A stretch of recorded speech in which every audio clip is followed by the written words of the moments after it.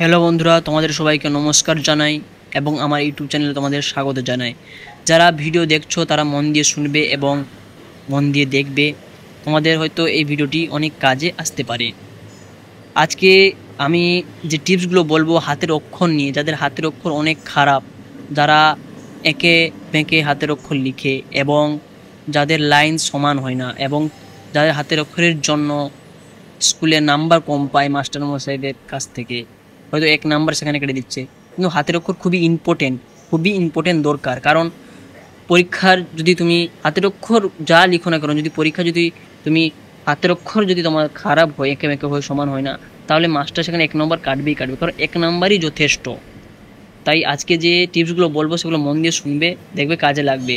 1 নম্বর হচ্ছে, যদি তোমরা হাতের অক্ষর ভালো করতে চাও তাহলে বাংলার যে বর্ণমালাগুলি আছে সেগুলো ভালোভাবে দেখবে, কিভাবে কি লেখা আছে, ও আ হ্রস্ব দীর্ঘ এইভাবে কি লেখা আছে সেগুলো ভালোভাবে দেখবে এবং লিখবে, খাতায় পাশে দেখে দেখে লিখবে।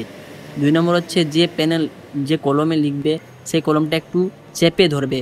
যাদের হাতের অক্ষর অনেক খারাপ, যারা এঁকে মেঁকে লেখে, একটু শক্ত করে ধরবে এবং শক্ত করে ধরে লিখবে, শক্ত করে ধরে আস্তে আস্তে করে লিখবে, দেখবে এইভাবে কন্টিনিউ প্র্যাকটিস করবে। এবং 3 নম্বর হচ্ছে, কোনো বইতে বাংলা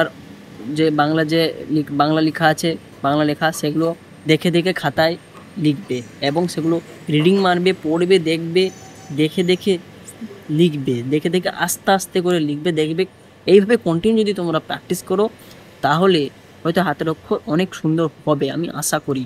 এভাবে কন্টিনিউ প্র্যাকটিস করতে হবে, ছাড়বে না। দেখবে অক্ষরগুলো ভালোভাবে দেখবে, অক্ষরগুলো কীভাবে কী লেখা আছে, ও কীভাবে লেখা আছে, কো কীভাবে লেখা আছে, এইভাবে দেখে দেখে ধীরে ধীরে করে লিখবে। দেরি হোক, ধীরে ধীরে লিখবে।